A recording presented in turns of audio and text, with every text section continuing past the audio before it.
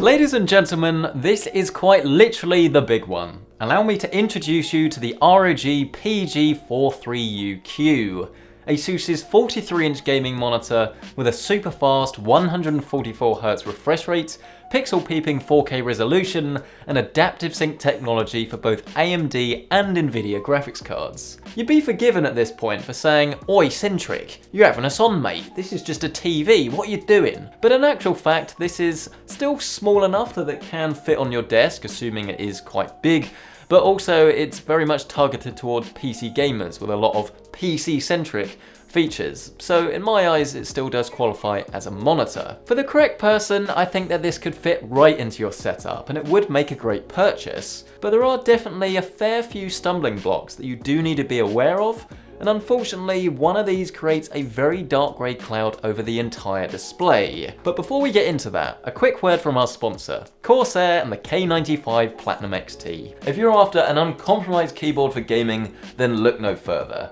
as with fully mechanical blue and speed switches, double shot PBT keycaps and irresistible IQ enabled RGB lighting, the K95 Platinum not only looks gorgeous, but lets you play your best game for years to come. You can even use the programmable macro keys with Elgato's awesome Stream Deck software for on-the-fly stream controls and computer shortcuts.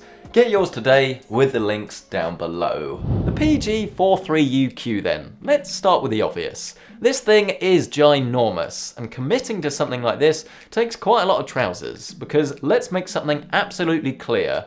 Bigger is not always better. I've been using this for the last 5 or 6 days or so, and I've really enjoyed having it on my desk, but I've been using it for everything, because I really wanted to test not only what it would be like in certain situations, but in every one. There's definitely some pros and some cons. While the 4K resolution makes everything plenty sharp enough for regular desktop use, I think it will take at best a week or so to properly get yourself used to this, or at worst, you'll be wishing you hadn't bought it in the first place. I'm in such a habit of full screening every window that I use, but this is the first monitor that I think you just can't do that with, as there's too much space for your eyes to focus on, and mundane tasks like selecting a Chrome tab or maybe sending an email actually become a lot more difficult from this excess space.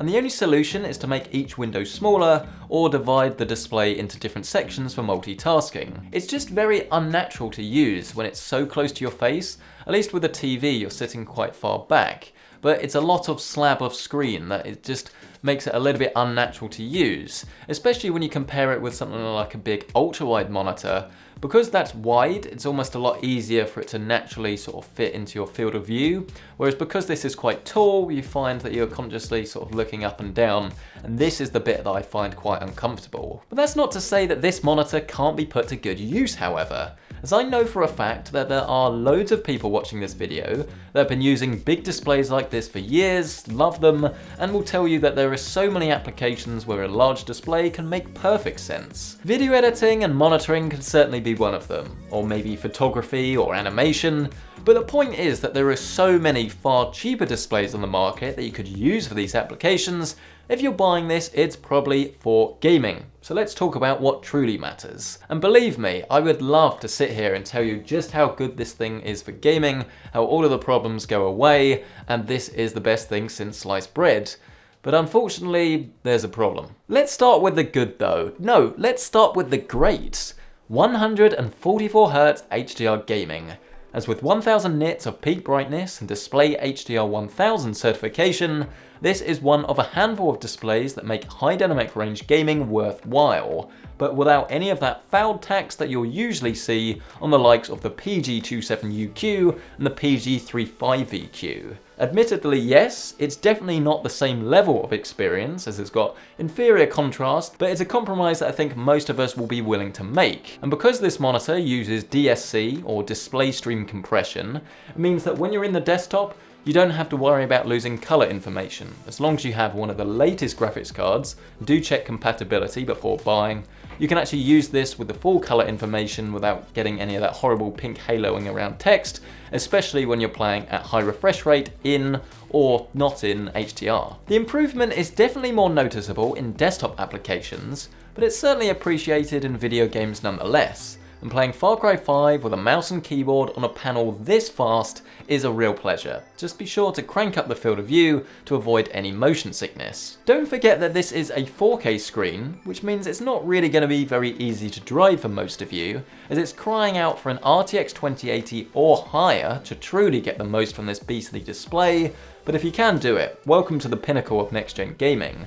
It's sharp, it's bright, and it's damn smooth, and it's pretty much the holy grail, what most of us have been waiting so long for. I do find it intriguing though that there's no sign of HDMI 2.1 to be found here, and it's not going to be a problem for at least another 8 months, but when the next generation of consoles arrive, 4K at 144Hz looks very unlikely. But still, 2 DisplayPorts and 2 HDMI 2.0 isn't going to cause problems for the vast majority of us. I'd also like to take the time to comment on the appearance and overall fit and finish, which really should be commended, as I think that Asus has found the perfect balance now for the gaming brand, with the gaming aesthetic toned down to something that's not only tasteful but very desirable. Heck, even the ROG RGB logo that illuminates from the back of the monitor really does look good, and who would have thought that I would have ever said that? Oh, and bonus points for making the whole unit tilt, Asus. Seriously, I really can't fault what you've done with your build quality here. It is perfect. So why did you have to go and fit this with a VA panel? No! Now before you guys light up the comments saying that there's nothing wrong with using a VA panel, I do agree with you in most cases, as you get great contrast and they're far less susceptible to the infamous IPS glow that seems to plague a lot of the high-end displays these days. And in fact, the one that's inside this screen, the VA panel that is really freaking good, with 90% of the DCI P3 color space, with layers of richness, darks, blacks, whites, color, everything that makes anything you put on this display look pretty mesmerizing. Even the very old and aging Dark Souls 3. So why then am I so upset about this? It sounds great, it looks great. Well, the problem is that as soon as you start playing some fast-paced games on this, the VA panel just causes a lot of ghosting, a lot of sort of black blurring, and just motion blur in general, which especially on a screen this size, it just means that it's not very appropriate at all, and it just ruins the entire display for me. To be crystal clear, this is not the worst display I've ever used for motion blur, far from it in fact. But when you're talking about over £1,000 for a computer monitor, you do expect the very best. And the amount of ghosting and black blur from this thing is just not at all good enough for the fast-paced games that I've been playing.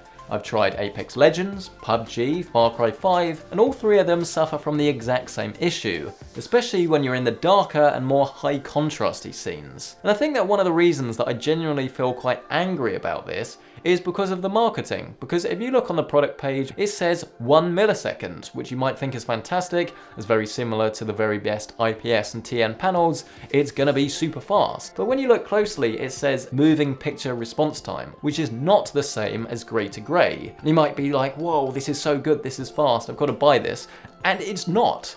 And this is bad, it needs to stop across the board with all manufacturers, because it's misleading and I don't think it's good enough. Just how much of a problem is this? Well, it does depend on what you play, as multiplayer first-person games are going to be the most heavily affected here, but anything that has a lot of camera movement will definitely be noticeable.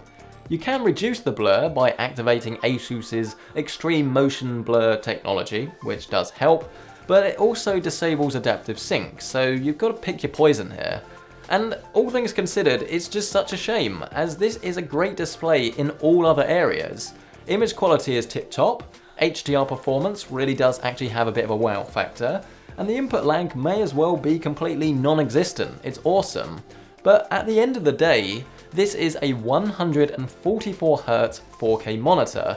It's made for those of you that want to play fast games, well, fast. And this is the crux for me. Who exactly should buy this monitor? Well, it's anyone that wants a huge and fast 4K screen, but doesn't play fast games. I find the whole thing a little bit puzzling, to be honest. Maybe this is going to be perfect for those of you that want to play racing games, or maybe it's for competitive motor or strategy. It really does go out to you on this one. Is this something that you would still pick up? Do you think that having a lot of motion blur is actually a big issue for the sorts of things that you play, or do you think you'll never notice it? Really interested to hear from you, so let me know down in that comment section below. While you're down there, please hit the like button. Honestly, it helps out so much, you really wouldn't believe. And of course, get subscribed for more monitor reviews. Check out the playlist at the end of this video as well. If you do want to check out current pricing or more information on this, you can with my now global, I repeat now global affiliate links listed down in the description below. And finally, while you're down there, don't forget to check out our sponsor, Corsair, and the K95 Platinum XT. This is a keyboard for champions, with the very best Cherry MX switches offering extreme speed, and the molded double-shot PBT keycaps providing a luxury feel and endurance that needs to be seen to be believed. All of this, along with USB pass-through, easy-to-use media and macro keys, stunning RGB lighting, and now even Elgato Stream Deck support, this firmly puts the K95 Platinum XT at the top of the leaderboard. Grab your new keyboard today with the links down below. Thank you so much for watching, I really appreciate it. I'll see you in the next one.